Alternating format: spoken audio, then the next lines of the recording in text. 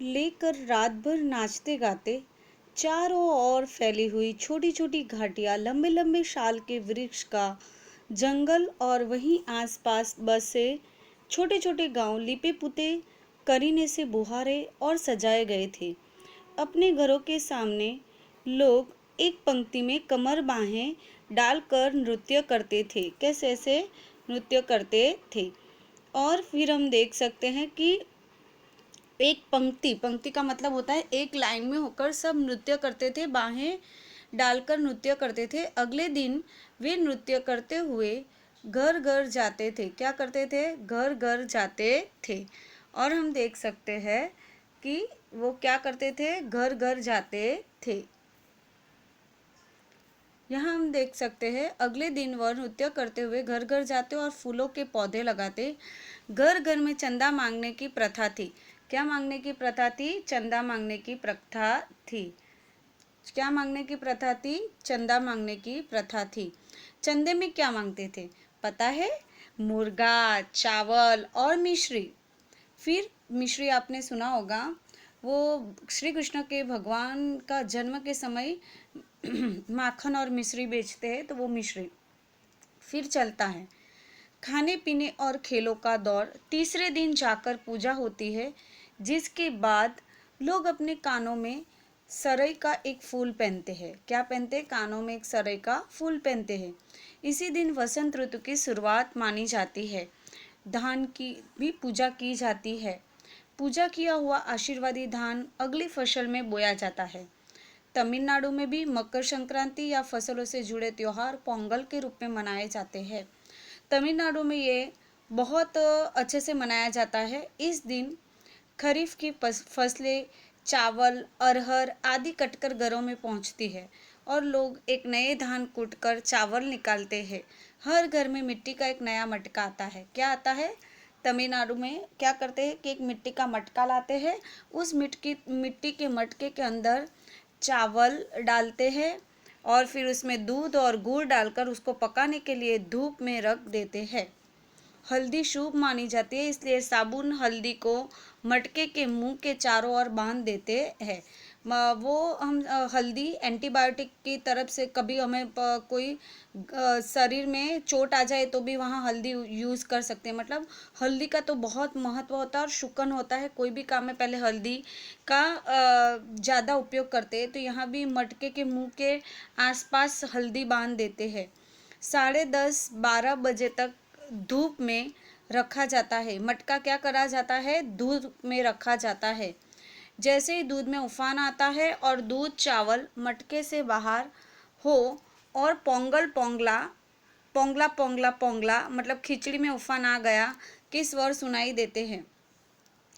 दूसरी ओर तो इस तरह तमिलनाडु में पोंगल मनाया जाता है। क्या करते हैं कि 10:30 बजे नया मटका होता है, उसके अंदर चावल डालते हैं, दूध डालते हैं और फिर गुड़ डालते हैं और फिर उसको वहाँ धूप में रख देते हैं 10:30 के करीब 12 बजे तक। और उस दूध में उफान आ जाता है और दूध और चावल मटके से बाहर गिरने लगता है, तो पोंगला पोंगला पोंगला करके सब एक दूसरे को बधाई देते कि पोंगला पोंगला का स्वर सुनाई देता है। दूसरी ओर गुजरात में पतंगों के बिना मकर संक्रांति का जश्न अधूरा ही माना जाता है। इस दिन आसमान की ओर यदि नजर उठाए तो शायद हर आकार के रूप रंग पतंग आकाश में लहराती हुई दिखाई देती है। प्रत्येक गुजराती, चाहे वह किसी भी धर्म, जाति या आयु का हो, पतंग उड़ाता हो। हजारों लाखों पतंगों से सूर्य भी ढक सा जाता है। सूर्य भी क्या हो जाता है? ढक सा जाता है। इतना सारा गुजरात में कोई भी भेदभाव बिना सभी जाति के लोग पतंग उड़ाते हैं, अच्छे से मिष्ठान बनाते हैं और खुशियों से ये त्यौहार मनाते हैं। गुजरात में 14 जनवरी को ये त्यौहार बहुत ही धूमधाम से मनाया जाता है। खुशियों का त्यौहार मनाया जाता है। कुमाऊं में मकर संक्रांति को धुंधुतिया भी कहते हैं।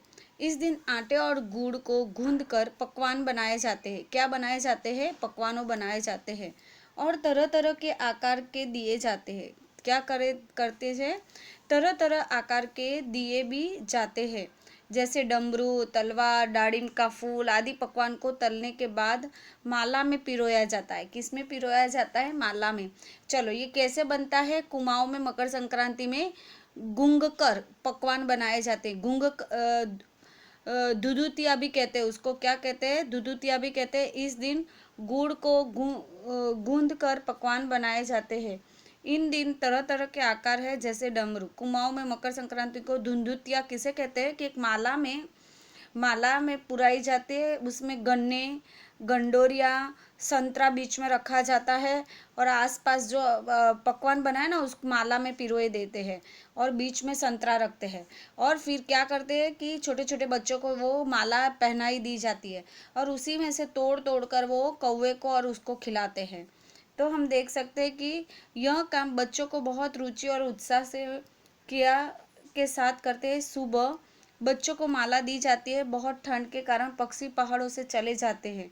उन्हें बुलाने के लिए बच्चे इस माला को पकवान में तोड़ तोड़ कर पक्षियों को खिलाते और गाते हैं। कौवा आओ दुदुत आओ, ले कौवा बड़ी माँ के जा सोने का गड़ो, खा ले पूरी माँ के दे जा सोने के छुरी।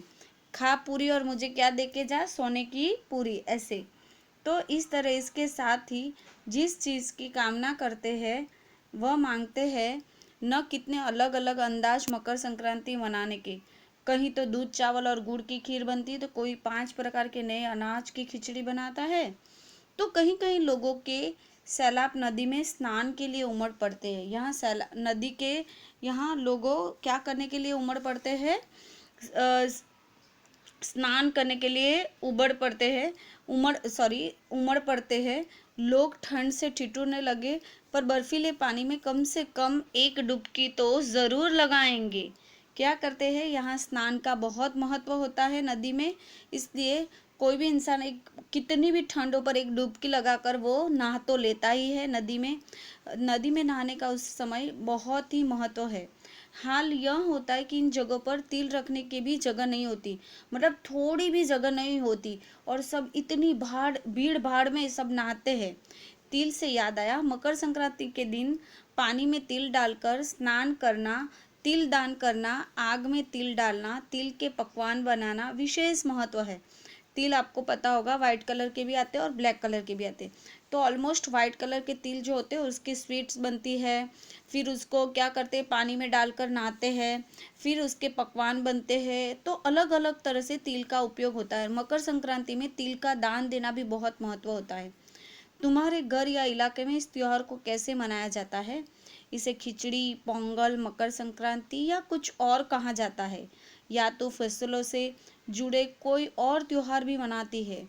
यदि तुम आपस में बात करो तो तुम्हें यह जानकर हैरानी होगी कि कई बार एक ही इलाके में रहने वाले लोग इस त्योहार को अलग अलग ढंग से मनाते हैं। कैसे ढंग से मनाते हैं?